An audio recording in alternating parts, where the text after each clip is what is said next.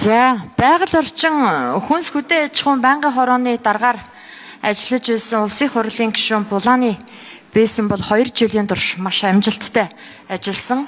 Байгаль орчин хүнс хөдөө аж ахуйн байнгын хороон дээр амьтны тухай хуульд нэмэлт өөрчлөлт оруулах тухай хууль, малын индексжүүлсэн даатгалын тухай хуульд нэмэлт өөрчлөлт оруулах тухай хууль, байгаль орчин нөлөөлөх үнэлгээний хуульд нэмэлт өөрчлөлт, хөдөө аж ахуйн тухай хуулийн анхдагч хуулийн төсөл, хүнсний тухай хуулиуд гэх зэрэг маш том ач холбогдолтой хуулиуд бол эцэслэн батлагдчихсан. За одоо өөр амьсгалын өөрчлөлтийн тухай хууль мөн эцэслэн батлагдсан. За одоо ойн тухай хууль, тусгай хамгаалалттай газар нутгийн тухай хууль, усны тухай хууль гэд маш том хуулиуд одоо яг бэлтгэл ажил байнгын хороон дээр хангагдаад явж байгаа.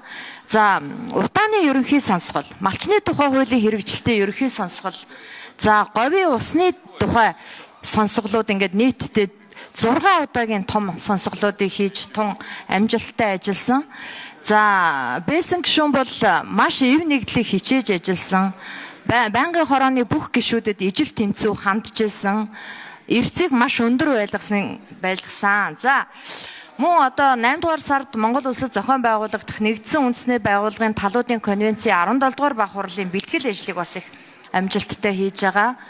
За Бээсэн гишүүн бол хүний гавьяа тэмж, онгоцонд биеийн муудсан хүний амь насыг аварч Монголын эмч нарын болон Монгол улсын их хурлын гишүүдийн нэр хүндийг маш өндөрт хүргэж ингэж ажилласан гишүүн юм аа. Тийм учраас улсын их хурлын гишүүн байгаль орчин хүнс хөдөө аж ахуйн байнгын хороон дараагаар 2 жил ажилласан эрхэм журмын нөхөр Булааны Бээсэн танд амжилт хүсч цаашдынх нь ажил хөдөлмөр улс төрд нь бас амжилт хүсье өрөөё. За Бээсэн гишүүний халааг авж байгаа Мантхай гишүүн бол одоо хөдөө аж ахуйн салбарт маш их өр бүтээлтэй ажиллаж байгаа ийм гишүүн байгаа. Бээсэн гишүүн бол энэ байнгын хорооны дараагаар ажиллахдаа маш том ранг тогтоож өгсөн гэж боддог.